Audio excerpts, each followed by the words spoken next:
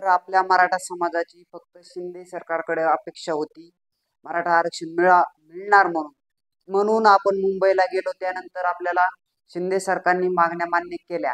जर ते दोन्ही उपमुख्यमंत्री असतील, गृहमंत्री असतील, यांच्याकडे तर अपेक्षाच नव्हती, कारण ते मराठा आरक्षणाच्या विरोधातच वारंवार बोलत होते.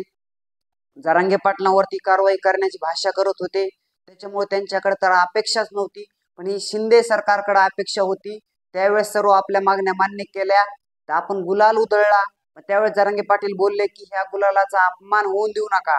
पण त्यावेळेस जरांगे पाटलांनी 9 तारखेला पासूनच ह्याचं काहीतरी अधिवेशन घेऊन अशी डेडलाईन त्यावेळेस दिलेली होती, काहीतरी हालचाली करा आणि 16 तारखेला हा कायदा पारित करून अंमलबजावणी करा असं सांगितलेलं होतं. पण अद्याप आता जरांगे पाटील उपोषणाला 10 तारखेपासून उपोषणाला बसलेले आहेत. पण अद्याप 4 दिवस झाले तरी सरकार हे झोपलेलं आहे. कारण ह्याच्यावरती शिंदे सरकारचा काही रिप्लाय नाहीये. जरांगे पाटलांची त्यांनी दखल पण घेतलेली नाही. जरांगे पाटलांची अक्षरशः तब्येत खालावलेली आहे, तरी पण त्यांना जाग यायला तयार नाही. त्यासाठी आपल्याला उद्या 14 फेब्रुवारी रोजी पूर्ण महाराष्ट्र हा बंद ठेवायचा आहे. कारण ह्या झोपलेल्या गद्दार शिंदे सरकारला जाग आली पाहिजे. कारण गद्दारकीच केली म्हणावं लागेल. कारण 16 तारीख आता जवळ आली असूनही त्यांनी अधिवेशनही घेतलं नाही. त्या सगळे सोयरे मागणीच्या कायद्यासाठी काही हालचाली पण केलेल्या नाही. त्यासाठी आपल्याला पूर्णपणे सर्व मराठा समाजाने जागे व्हायचंय आणि महाराष्ट्र हा पूर्णपणे सर्वांनी बंद ठेवायचा आहे. कारण जर आपल्याला हितून पण त्यांनी काही अद्याप हालचाली केल्या नाही तर हा लढा पुढे चालू ठेवायचा आहे. यावरती सर्वांना सूचना देण्यात येतील. त्याशिवाय कुणीही मनाने काही कारभार करायचा नाही. मराठा संघटनाच्या जे संस्थापक आहेत, राष्ट्रीय छावा संघटना असतील, शिवबा संघटना असेल, अशा अनेक ज्या मराठा क्रांती मोर्चाचे समन्वयक असतील, त्यांनी बोलल्याशिवाय आपण काही मनाने काहीच करायचं नाही. ह्या लढ्यामध्ये नंतर वाढ करायची आहे. यांनी जर शिंदे सरकारला जाग आली नाही तर त्यानंतर कोणीही या आंदोलनामध्ये कोणीही हिंसक वळून द्यायचं नाही. जर कोणी असा प्रयत्न करत असेल तर त्याला जागीच तिथं चोप द्या आणि त्याला तिथंच हकलून द्या बाजूला.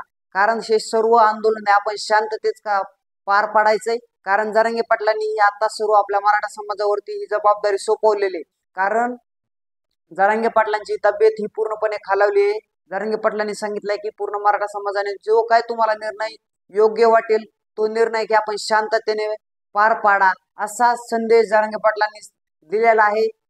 तरीही सर्व मराठा समाजाला विनंती आहे, सर्व प्रत्येक ठिकाणी, प्रत्येक गाव, प्रत्येक तालुका, प्रत्येक जिल्हा हा बंद ठेवायचा आहे. कारण त्याशिवाय ह्या शिंदे सरकारला जाग येणार नाही. कारण दगडालाही पाजर फुटतो पण शिंदे सरकारला अद्याप पाजर फुटलेला नाही. कारण जरांगे पाटलांचा हा उपोषणाचा 4था दिवस असून तरीही सरकार जागा झालेला नाही. कारण तुम्ही विचार करा, जर आपण एक दिवस जरी जेवण केलं नाही तर आपल्याला काही सहनच होत नाही. आपण काय करावं हे समजत नाही आपल्याला. एवढं आपण येडवणी करतो. आपण इतकं आपल्याला कसं तरी होतं की आपण जेवण नाही केल्यामुळं. पण तुम्ही विचार करा, जरांगे पाटील आज 4 दिवस झालं जरांगे पाटील उपाशी आहेत. कारण त्यांनी पाणी सुद्धा घेतलेलं नाही, तरी पण अद्याप या सरकारला जाग यायला तयार नाही. कारण हे पूर्णपणे सरकार गद्दारकी करतंय का असं आपल्याला म्हणावं लागेल. कारण सर्व त्यावेळेस शिंदे सरकारने स्वतः येऊन जरांगे पाटलांच्या तोंडात पेढा भरवला होता. त्यानंतर त्यांच्या गुलाल लावला होता. कपाळाला गुलाल लावून सांगितलं की आम्ही सर्व मागण्या मान्य करू. अध्यादेशही काढला होता. पण त्याची अद्याप कायदा पारित करण्यासाठी काही हालचाल केलेली नाही. त्यासाठी आपल्याला ही गद्दारकी ह्यांना जागेवरती आणण्यासाठी आपल्याला महाराष्ट्र बंद करायचा आहे. हे सर्व मराठा समाजाला विनंती करतोय आणि सर्वांनी शांततेत हे आंदोलन पार पाडायचे हे सर्वांना मी हात जोडून विनंती करतोय. आणि कुणीही मुद्दामून काहीतरी दुसरीकडे गैरसमज पसरायचा नाही. कारण ह्या सगळ्या सोयऱ्याच्या मागणीसाठीच फक्त आपल्याला हे आता फक्त लढा राहिलेला आहे. कारण कुणबी प्रमाणपत्र हे सर्वांनाच मिळणार आहेत. पण ह्यासाठी अद्याप शिंदे सरकारने काही पाऊलकडे उचललेली नाहीत, काही हालचाल केलेली नाही. कारण हे दोन्ही जर बाकीचे पदावरील ते उपमुख्यमंत्री असतील, गृहमंत्री असतील, हे तर मराठा आरक्षणाच्या विरोधातच आहेत. पण शिंदे सरकारकडं आपली अपेक्षा होती, पण त्यांनी अशी गद्दारकी करतायत का त्या माझा असं ह्याच्यावरती आक्षेप आहे. कारण अद्याप मराठा समाजावरती किती दिवसापासून 70 वर्षापासून अन्याय होतोय. त्यानंतर कित्येक मुलं शिक्षणापासून वंचित राहत आहेत. अनेक ठिकाणी मराठा समाज आता प्रचंड संकटात आहे, कारण तरीही सरकारला जाग यायला तयार नाही. कारण आपण एवढ्या थंडीमध्ये मुंबईला गेलो, कित्येक कष्ट आपण घेतले मुंबईला जाण्यासाठी. आपलं किती हाल अपेक्षा आपण सोसल्या, तरीही आज सरकारला जाग यायला तयार नाही.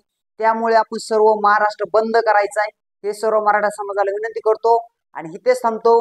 जय हिंद, जय महाराष्ट्र. आणि ह्या अशा गद्दार सरकारला जाग आली पाहिजे, हे मराठा समाजाला विनंती करतो आणि इथेच थांबतो.